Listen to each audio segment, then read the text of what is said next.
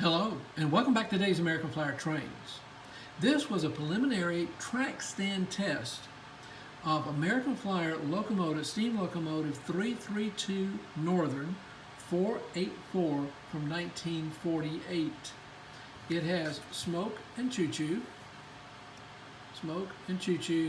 and a DC motor, hence the more simplified wiring around the motor area, especially the field, because it has no power going to it because it's already magnetized. Everything else pretty much stays the same. This is the tender, which is marked Union Pacific and American Flyer lines. Its rebuild is complete, almost a restoration. It was in a very good preservation state, so it had a lot of good possibilities for bringing it back to some very, very high standards. And of course, as you can see, it has the 6-wheel trucks. Now, what probably prevents it as much as anything from being a complete restoration is a selection of the link coupler. Of course, it came with a link coupler originally, but with the 1948 date, it would have been more identified with the brass weight coupler rather than the 1949 black weight link coupler. Both black and brass had a thick shank.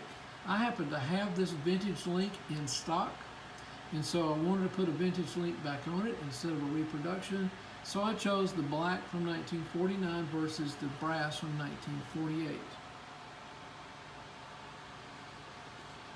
To create the DC power, which is required to go to, of course, this DC motor, and as you may have noticed in the videos, forward and reverse is created by changing the polarity of the power at the source.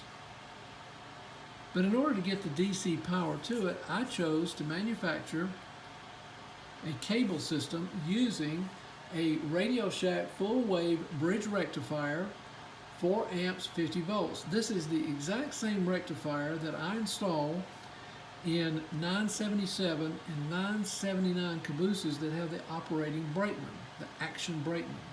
And of course, I use the rectifier there to change it to DC power to quiet the solenoid, which has a very large hum or rattle if it has AC power going to it. AC power from the transformer is fed in on the 2 inner poles, positive on the left, negative on the right. Output is through the outer poles, negative on the right, positive on the left at the red wire.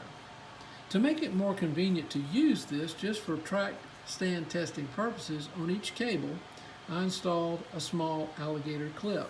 Makes it very convenient for hookup, whether you're going to hook it up directly to the motor through the jack panel, or you want to hook it up through attaching it to the axles on the tender, or you want to connect it directly to the track and let the power be picked up through its entire powertrain source, which is what I chose to do for this customer's track stand test.